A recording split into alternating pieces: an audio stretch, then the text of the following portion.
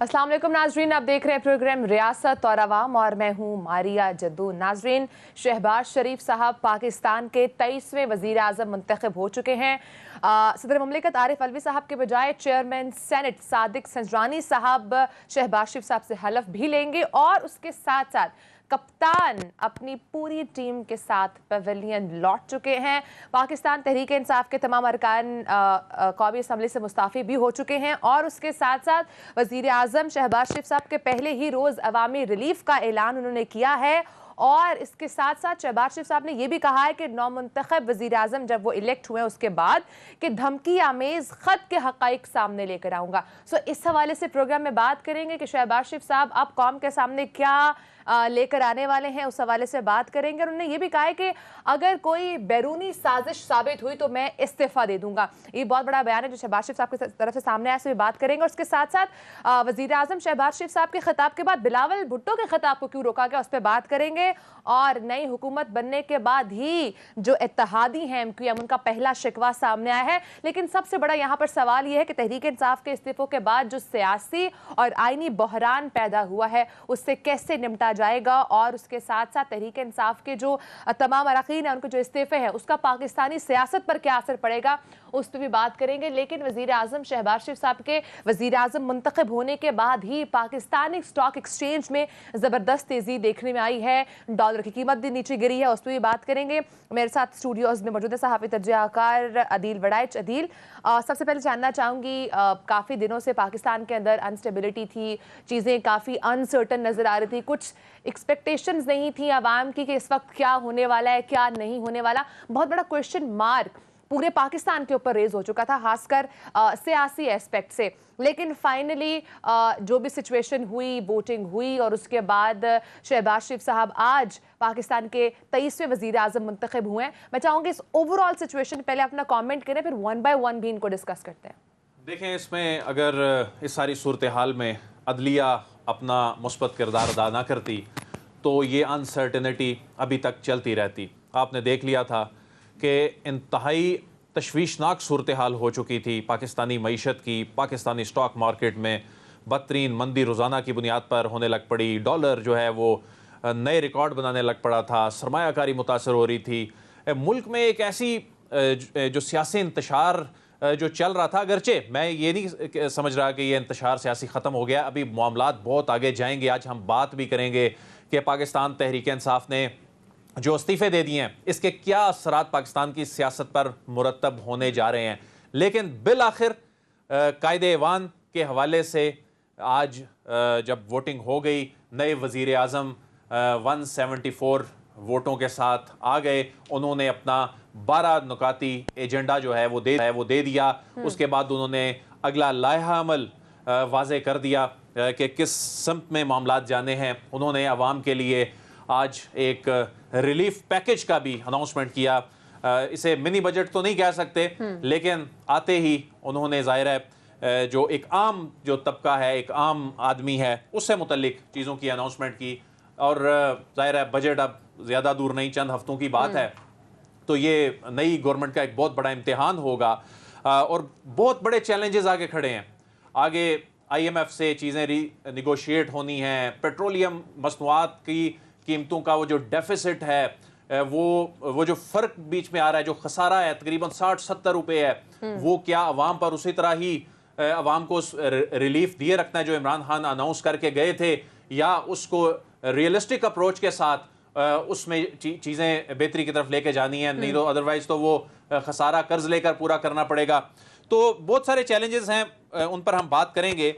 लेकिन आज के अगर खिताब को अगर मैं चाहूँ कि आप रेट करें जो शहबाज शरीफ साहब का आफ्टर बीइंग इलेक्टेड एज वज़ीर प्राइम मिनिस्टर, उसके बाद जो उन्होंने आज खिताब किया जिसमें उन्होंने मईशत को डिस्कस किया, जिस तरह से उन्होंने आम आदमी के लिए जो मजदूर हैं उनकी कम से कम तनख्वाह 25,000 की, और बहुत सारी मुख्तलिफ एस्पेक्ट्स उन्होंने बातें की कि हमें अब डेडलॉग नहीं डायलॉग की तरफ जाना चाहिए। इन तमाम को अगर मैं चाहूँ कि आप रेट करें तो उसको आप कितना रेट करेंगे? देखें, अगर प्रोड्यूसर साहब वो चला दें जो उन्होंने ख़ास तौर पे आम आदमी के लिए, आम तबके के लिए उन्होंने अनाउंस किया है, तो उसके बाद हम इस पे बात करते हैं। खासतौर पे जो फिर साहब आपसे गुजारिश करूंगी, जो आज शहबाज शरीफ साहब ने कौमी असम्बली में खिताब किया मजदूरों के हवाले से, वो क्या कह रहे थे, जरा ये सुनवा दीजिए। मैं ये कहना चाहता हूं कि कम से कम माहाना उजरत बढ़ाकर 25,000 रुपये हम कर रहे हैं। मैं ये कहता हूं कि सरमायाकारी के लिए इंशाअल्लाह हम इसको एक बहुत शानदार मुल्क बनाएंगे, और मैं उम्मीद करता और अपील करता हूं अपने सरमायाकार हजरात से, सनतकारों से, कि वो 1 लाख रुपए तक के जिनकी तनख्वाह है उनके लिए भी वो 1 अप्रैल से उनकी तनख्वाह में 10% उसमें इजाफा करेंगे इंशाअल्लाह। और इसी के साथ साथ दिल्ली उन्होंने बेनज़ीर इनकम सपोर्ट प्रोग्राम भी दोबारा से इसको रिज्यूम करने का कहा है, तो इससे मैं चाहूँगी what's your take. Benazir income support program फिर पाकिस्तान तहरीक इंसाफ की हुकूमत ने आके एहसास प्रोग्राम रखा, अब दोबारा से उसका नाम वो तब्दील हो रहा है। चीज़ें तो ऑलमोस्ट वही रहेंगी, जाहिर है इससे गरीब को फ़ायदा पहुँचेगा, वो लोगो बदल जाएगा। जाहिर है बेनज़ीर साहबा का जो नाम है इस वक्त पीपल्स पार्टी इत्तेहादी है, तो इस वक्त यही सूट करता था कि वो दोबारा से बहाल कर दिया जाए। इसके अलावा जो सबसे बड़ा चैलेंज होगा, अगरचे उन्होंने अनाउंस कर दिया बिजली की कीमतों के हवाले से, ये बहुत बड़ा चैलेंज होगा। आगे आपने IMF के साथ भी मामलात जारी रखने हैं, और आपने ये दावा भी कर दिया कि बिजली की कीमतों को नीचे लेके आएंगे। इससे पहले इमरान खान अपने टेन्योर में जाते हुए आखिरी महीनों में वो अनाउंस कर चुके थे वो जो 5 रुपये फ़ी यूनिट वाला, तो ये कितनी इलेक्ट्रिसिटी प्राइसेस किस तरह नीचे आएंगी, ये बहुत बड़ा चैलेंज होगा। बाकी पेंशन और सरकारी मुलाजमीन की तनख्वाहें जो हैं उनमें जो इजाफा है, यकीनन ये सरकारी मुलाजमीन के लिए एक बड़ी खुशखबरी है। बजट से पहले उन्हें खुशखबरी मिल गई है। तो उन्होंने अपनी फॉरेन पॉलिसी के हवाले से भी वाजे कर दिया कि CPEC को, ये पंजाब की स्पीड बड़ी वहाँ मशहूर था ना, कि शहबाज शरीफ साहब जो हैं वो कहते थे कि जी वहाँ मिसाल दी जाती है चीन में कि पंजाब स्पीड से जो है वो चीज़ें होनी चाहिए, तो उन्होंने पाकिस्तान स्पीड का जो है वो नाम दिया इसको। तो उन्होंने अपना जो नया नाम खादमे आला पंजाब की बजाय वो खादमे पाकिस्तान बन गए हैं। और इसके अलावा उन्होंने अमेरिका के हवाले से भी ये वाजे किया। इससे पहले जो पाकिस्तान तहरीक इंसाफ की गवर्नमेंट थी, बड़ा हार्ड स्टैंस था इस हवाले से उनका। आज उन्होंने उस हवाले से नरम गोशा दिखाया। CPEC के मामलात को किस तरह एक्सपेडाइट करना है उस पर उन्होंने बात की, और उन्होंने एक बैलेंस की जो बात, इमरान खान साहब भी बैलेंस की बात किया करते थे, लेकिन अभी जो अमेरिका के हवाले से ख़ास तौर पे पिछले चंद रोज़ से जो एक कशीदा सी सूरत हाल चल रही थी, इसको उन्होंने बैलेंस करने की जो है वो कोशिश की है। जी ठीक है। लेकिन ये जो 12 निकाती जो इनका प्लान है, एजेंडा जो उन्होंने जो बात की है, उसमें अगर पॉलिटिकल सिचुएशन को और जो फॉरेन पॉलिसी से जुड़ी चीज़ों को, और इस वक्त जो सिचुएशन जिससे जुड़ी है, उस खत से, उस डिप्लोमेटिक केबल से, उससे मुतल्लिक जो बात की है कि वो जो कमेटी है नेशनल सिक्योरिटी कमेटी, उसमें ये मामला दोबारा से डिस्कस होगा।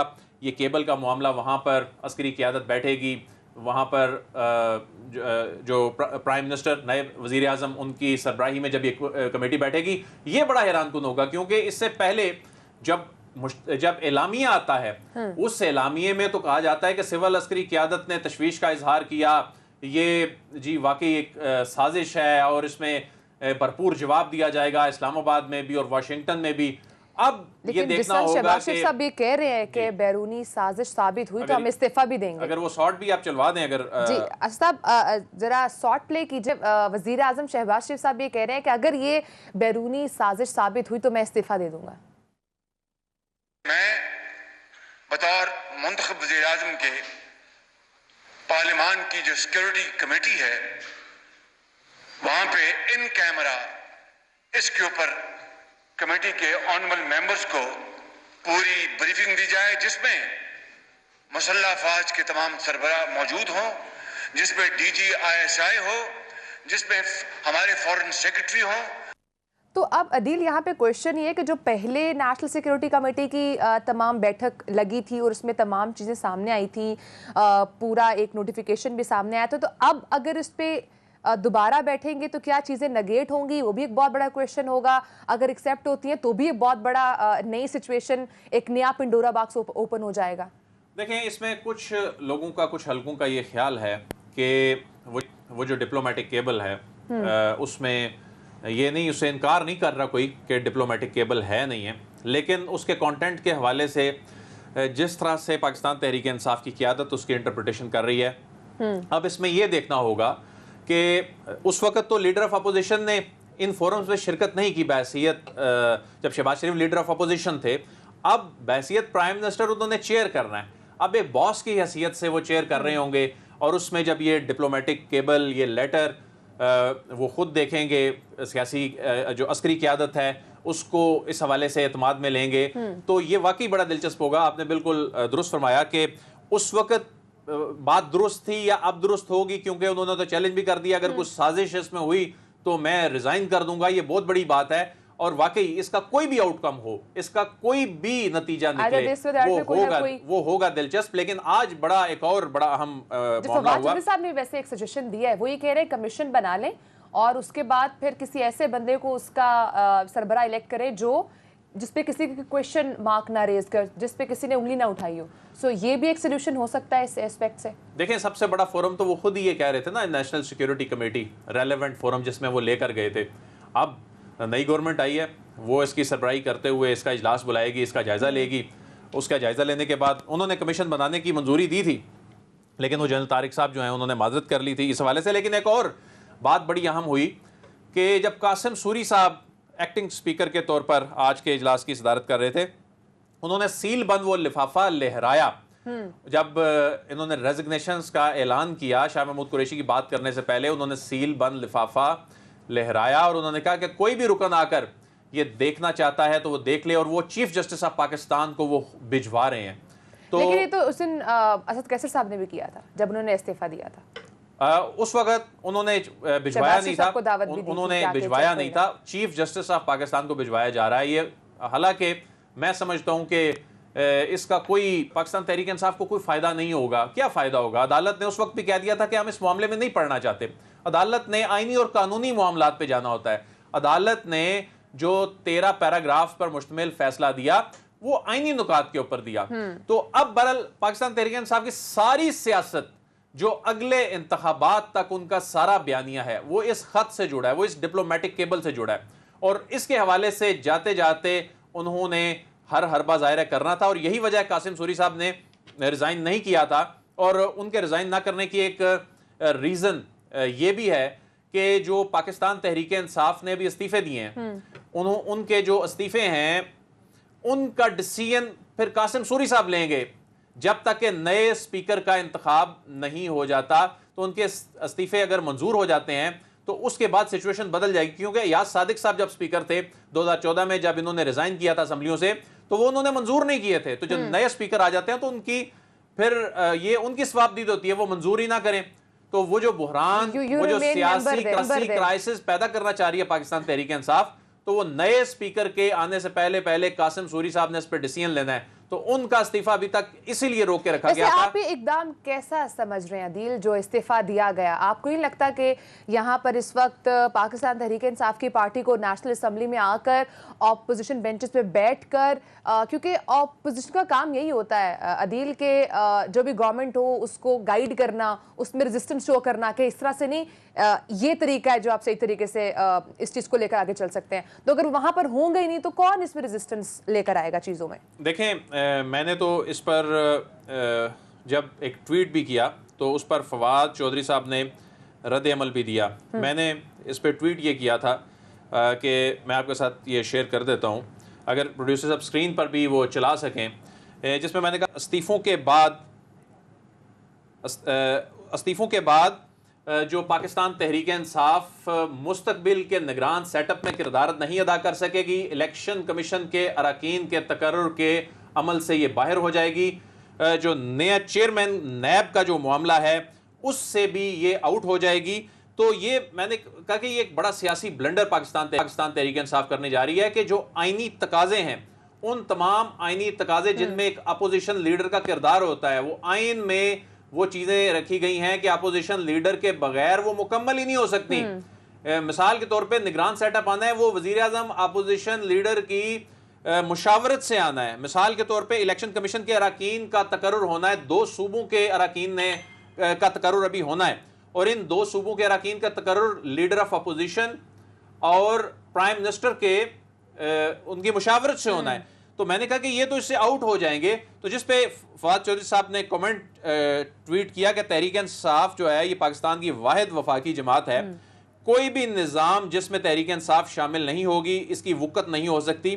सियासत कानूनी मोशगाफियों की मोहताज नहीं, अवाम की विल सियासत के ज़ाब्ते तय करती है।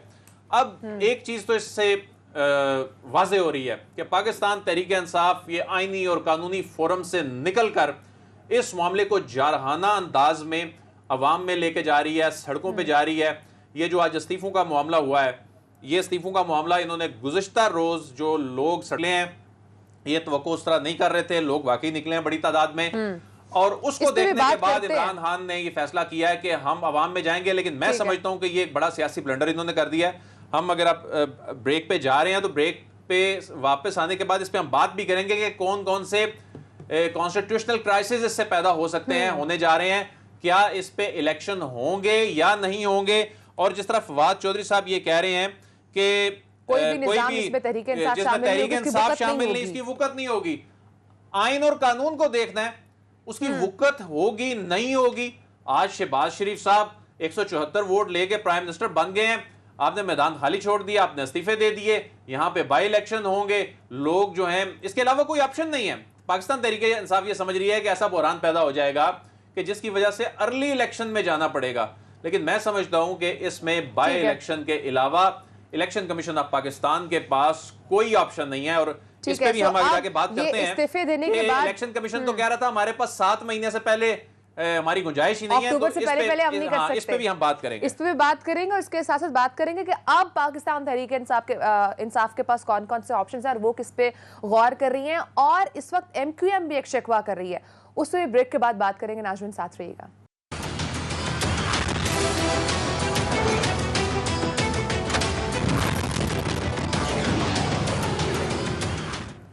वेलकम बैक नाज़रीन शहबाज शरीफ साहब के वज़ीर आज़म मुंतखब होने के बाद जो इत्तेहादी जमात है MQM, उनका पहला शिकवा सामने आ चुका है। अदील, मैं उस तरफ जाऊंगी। इस वक्त MQM कह रही है कि स्टिल उनके जो मुतालबात हैं जो वो डे 1 से कह रहे हैं वो नहीं माने जा रहे। इसमें मैं जाऊंगी, व्हाट्स योर टेक? जी, वसीम अख्तर साहब का शिकवा आया है और ये पहले ही दिन ये इत्तेहादियों के ताउन से बनी हुई हुकूमत है। पाकिस्तान तहरीक इंसाफ की हुकूमत को तो कहा जाता था ये लेकिन ये 8 वोटों पे बनी हुई हुकूमत है, तो ये ज़ाहिर 3 वोटों की या बल्कि 2 वोटों की अक्सरियत से बनी हुई हुकूमत है। और इसमें MQM का कलीदी किरदार है, उनके 7 वोट हैं और उनके साथ मुआहिदा हुआ। और वो मुआहिदा किया था ज़ाहिर जरदारी साहब ने, वो मुआहिदा पीपल्स पार्टी के साथ हुआ था। और आज उनका मुतालबा ये था कि वो मुआहिदा, वो वसीम अख्तर साहब ने लिख कर भी दिया कि वो मुआहिदे के नुकात जो हैं वो पढ़ के सुना दिए जाएं और उनकी हौसला अफजाई हो जाएगी। ज़ाहिर है मुआहिदे में जो इम्प्लीमेंटेशन है वो यहाँ फ्लोर ऑफ दी हाउस पे अनाउंसमेंट से तो नहीं होनी थी, लेकिन उनका मुतालबा था। तो उसके बाद उनका बहरहाल शिकवा पहले ही दिन शिकवा आ गया सामने। मेरा ख्याल है कि ये चंद ही घंटों में ये सामने आ गया। बहरहाल अब से चंद घंटों बाद, बल्कि चंद मिनट्स बाद, चंद घंटों बाद नहीं, अब से चंद मिनट्स बाद ईवान सदर में जो तकरीब होने जा रही है और इसमें ईवान सदर में होने वाली तकरीब में सदर मुमलिकत नहीं होंगे, उनकी तबीयत और नासाज हो गई है। उनकी तबीयत अचानक नासाज हो गई है और वो रुखसत पे चले गए हैं। सादिक संजरानी साहब को हल्फ लेना होगा।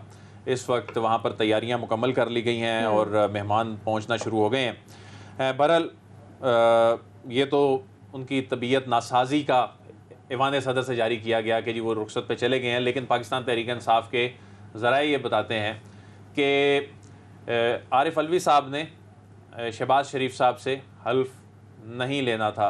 पाकिस्तान तहरीक इंसाफ सियासत को उस जारहाना अंदाज में, उस एग्रेसिव अंदाज पे, उस पोजीशन पे ले गई है कि अब वो अपने हरीफों को देखना भी पसंद नहीं कर रहे। यानी आज मौका ये था कि Imran Khan leader of opposition की सीट पर आते, बड़ा ग्रेसफुली आकर, क्योंकि मैं अक्सर कहा करता हूं कि उन्हें हुकूमत आती है नहीं आती, अपोजिशन उन्हें करनी आती है।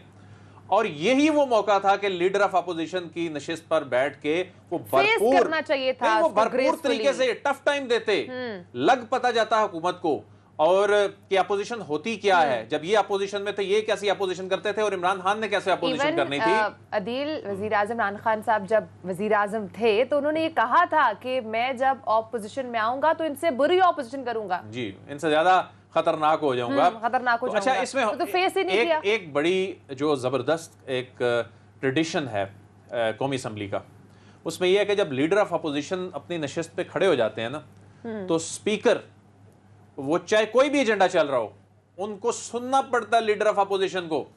और जब लीडर ऑफ अपोजिशन खड़ा होता है तो रियासती चैनल वो दिखाता है उन्हें, और जब रियासत का टेलीविजन चैनल दिखाता है तो तमाम टेलीविजन चैनल पे वो कट होते हैं।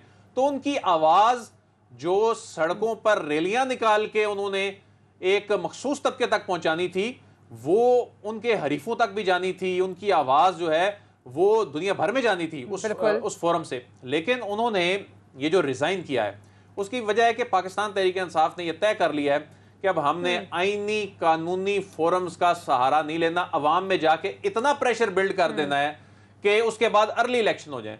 अर्ली इलेक्शन तो वैसे ही होने हैं जो सूरत हाल नजर आ रही है, जो प्लान है इन जमातों का आपस में, इन इत्तेहादियों के साथ जो तय हुआ है, अर्ली इलेक्शन नहीं होने, इस्लाहात करनी है। इस्लाहात में क्या होना है, इन्होंने ईवीएम खत्म करनी है, इंटरनेट वोटिंग खत्म करनी है, जो बजाहिर लगता है।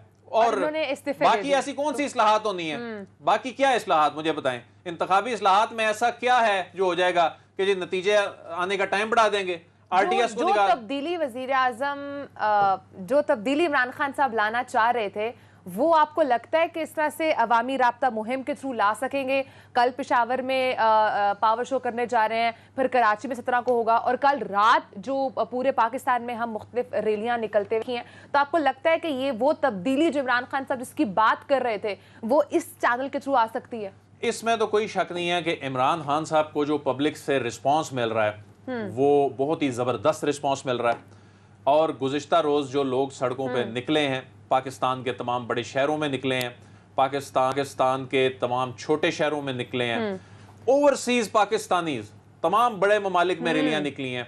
ये रिस्पांस पाकिस्तान तहरीक इंसाफ जो है एक्सपेक्ट नहीं कर रही थी।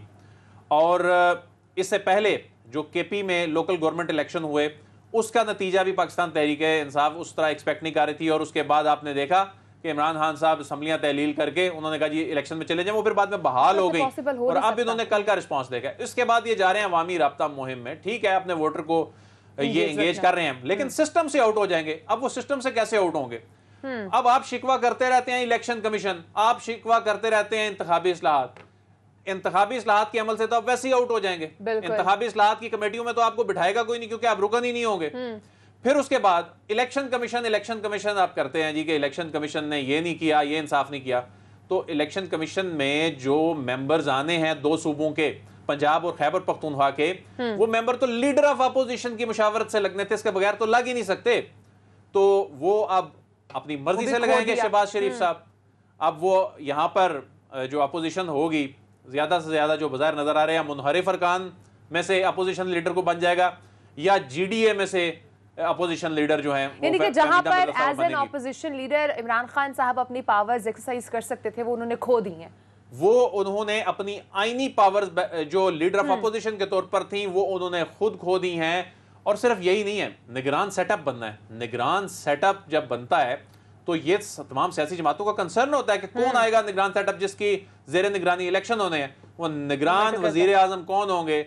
इस हवाले से भी अब उस प्रोसेस से आउट हो गई है। लेकिन जिस तरह फवाद चौधरी साहब ये कह रहे हैं जी कि ये तो विल से, लोगों की विल से चीजें होंगी, अब जिसमें पाकिस्तान, लेकिन असल तो सिस्टम है ना, आप सिस्टम से आउट हो गए हैं। तो मैं ऐसे पाकिस्तान तहरीक इंसाफ का एक सियासी ब्लंडर समझता हूँ। ठीक है, सही है। लेकिन यहीं पर अगर मैं इमरान खान साहब का जो इस वक्त इस पूरी सिचुएशन में जो इमरान खान साहब का जो तमाम तरीका कार था चीज़ों को हैंडल करने का, उसको आप किस तरह समझ रहे हैं? क्या इमरान खान साहब ने इस तमाम प्रोसेस को बहुत ग्रेसफुली हैंडल किया है, या वो इस चीज़ में फेल हुए हैं इस तमाम प्रोसेस को हैंडल करने में? क्योंकि तो वो वाली बात होगी जैसे बच्चे जिद नहीं करते हैं कि अगर मैं नहीं खेलूंगा तो कोई भी नहीं खेलेगा। देखिए, एक बात तो माननी पड़ेगी कि इमरान खान ने सबको मुश्किल में डाला है। अनसर्टेनिटी आखिरी लम्हे तक रही है कि क्या हो जाए। आज भी पाकिस्तान पे थी। आज भी जब ये पता भी चल गया कि ये इस्तीफे देने जा रहे हैं असम्बलियों से, और उसके बाद कासिम सूरी साहब प्रिजाइड कर रहे थे। तो उस वक्त उनकी जो बॉडी लैंग्वेज थी, जिस अंदाज में कासिम सूरी साहब बात कर रहे थे, तो शहबाज शरीफ साहब के जो एक्सप्रेशंस थे वो देखने वाले थे, मरियम साहबा जो वहाँ पर गैलरी में बैठी थी उनके एक्सप्रेशंस देखने वाले थे, दीगर अरकान के एक्सप्रेशंस देखने वाले थे कि ये फिर कोई एडवेंचर ना कर दें। और उसकी रीज़न है कि आप देख लें कि पावर जब तक कोई बंदा सीट पे बैठा है, पावर ही होती है। जो मैं कह रहा हूँ कि सिस्टम का पार्ट होना कासिम सूरी साहब, अब जब याद सादिक साहब ने जब शहबाज शरीफ साहब ने बात कर ली, याद सादिक साहब ने जो माइक है वो बिलावल साहब के लिए अनाउंस कर दिया कि बिलावल साहब बात करें। सिक्योरिटी गार्ड आए जो वहाँ के, जो बुनियादी तौर पे उस वक्त एक्टिंग स्पीकर के अंडर है सारा इंतज़ाम, वो इस वक्त कस्टोडियन है। तो उसके बाद असद कैसर साहब के बाद उन्होंने आके उनके कान में गुफ्तगू की और वो उठ गए, यानी कहने का मतलब था कि एक्टिंग स्पीकर जो हैं वो आ गए हैं, और उन्होंने आते ही बिलावल साहब को बात नहीं करने दी और इजलास जो है वो 16 तारीख तक के लिए मुलतवी कर दिया। तो इस सारे अमल में जो एक चीज नजर आई है, पाकिस्तान की सियासत में नफरत का एलिमेंट बहुत ज्यादा आ गया। पाकिस्तान की सियासत में अब गद्दार वाला जो एलिमेंट आ गया है कि आप गलत हैं, आप गद्दार हैं, दूसरा दूसरे को कह रहा है। एक कह रहा है आपने मुल्क का बेड़ा गर्क कर दिया है, एक कह रहा है कि आपने ये कर दिया, तबाही कर दी है, बैरूनी साजिश आ गई है। हालांकि मैं समझता हूं कि उस मामले में भी मुल्क के मफाद को देखना चाहिए, उस मामले को पॉलिटिसाइज नहीं करना चाहिए। और लेकिन मैं देख रहा हूं कि पाकिस्तान तहरीक इंसाफ की इक़्तिदार के लिए उसको उस तरह से पॉलिटिकली उससे गेन किया है। नहीं, पाकिस्तान तहरीक इंसाफ ने नैरेटिव तो बना दिया ना, इसमें तो कोई शक नहीं है कि वो ये नैरेटिव बनाने में कामयाब पाकिस्तान तहरीक इंसाफ हुई है कि देखें जी हमारे खिलाफ साजिश हुई है, हमारे खिलाफ साजिश हुई है और हमें साजिश के तहत निकाला गया है। वो नैरेटिव एक आम आदमी बाय कर रहा है उनका। लेकिन इस मामले में मैं ये कह रहा हूं कि नफरत का एलिमेंट इतना ज्यादा ले आया जा रहा है कि अब ये भी जो पहले मिलकर बैठने की बात करते थे, अब ये भी कहते हैं कि इमरान खान साहब को निकाल कर बाकी सबसे मिलकर बैठने के लिए हम तैयार हैं, एक दूसरे को देखने के लिए तैयार नहीं है। तो मरियम साहिबा ने आज कहा है कि हम इंतकाम नहीं लेंगे लेकिन एहतसाब जरूर होगा। एक चीज तो नजर आ रही है कि ज़ाहिर है एहतसाब तो होगा, और पाकिस्तान तहरीक इंसाफ ज़ाहिर है इन्होंने 3.5 साल इन्होंने एहतसाब किया, अब इनका भी एहतसाब तो होगा और एहतसाब होना भी चाहिए, लेकिन एहतसाब इंतकाम के लिए नहीं होना चाहिए।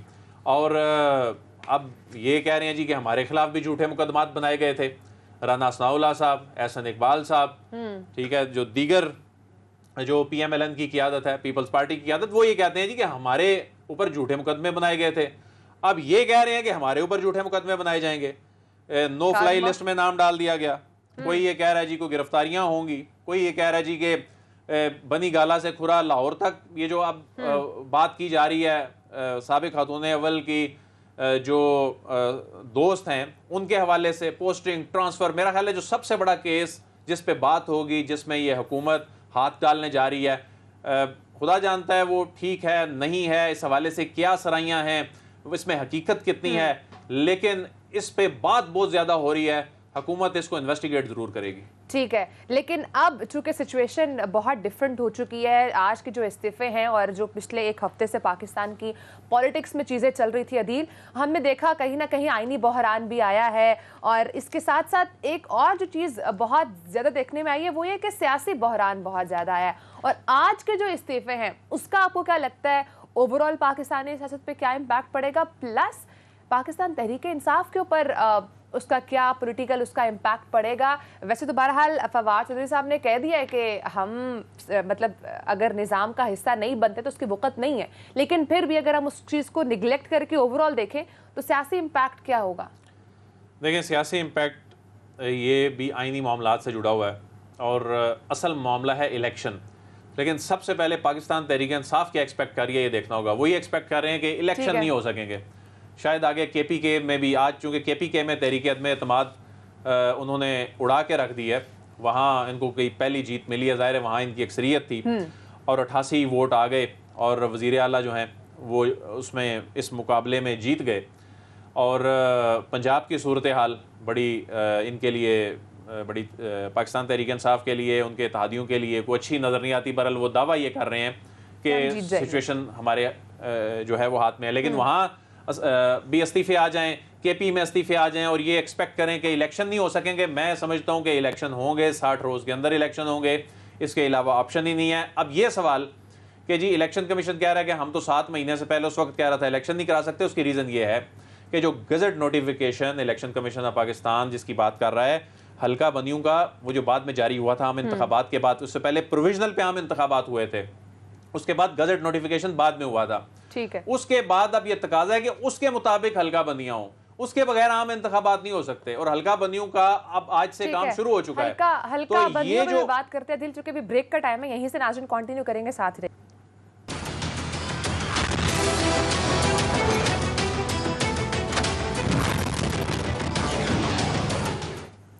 वेलकम बैक नाज़रीन। अदील, इस वक्त जो तमाम सिचुएशन चल रही है उसके बाद से हर आम आदमी के मुंह से एक ही सवाल निकल रहा है कि अगले आम इंतखाबात कब होंगे। सो सवाल जो इलेक्शन कमीशन पहले रेडी नहीं था, क्या अब वो टाइमली इलेक्शन हो पाएंगे, नहीं हो पाएंगे, हल्का बंदियाँ किस तरह से होंगी, कितना टाइम उसमें लगेगा, ये तमाम सिचुएशन इस वक्त अवाम मुंतज़िर है कि उनको इस सवाल का जवाब चाहिए।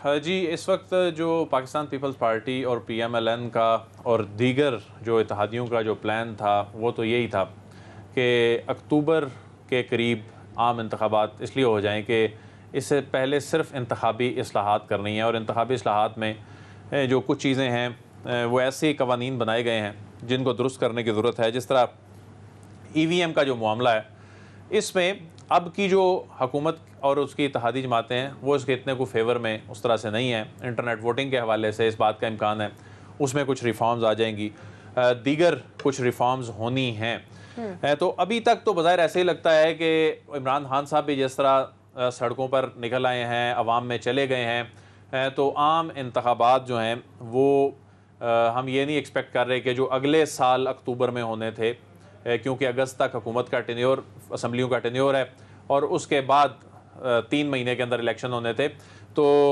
बल्कि 2 महीने के अंदर इलेक्शन होने थे। तो वो अगले अक्टूबर का जो मामला है वो इस अक्टूबर में अभी तक तो नज़र आता है। लेकिन उससे पहले सवाल ये है कि अगर इलेक्शन इस अक्टूबर में होने हैं तो फिर तो ये ज़िमनी इलेक्शन नहीं हो सकते। उसकी रीज़न ये है कि वैसे तो असम्बलियाँ जब ख़त्म हो रही हों तो 4 महीने का जब टाइम बच जाए तो ज़िमनी इलेक्शन नहीं हो सकते, लेकिन ये डिफाइंड नहीं है, ये अनाउंस्ड नहीं है।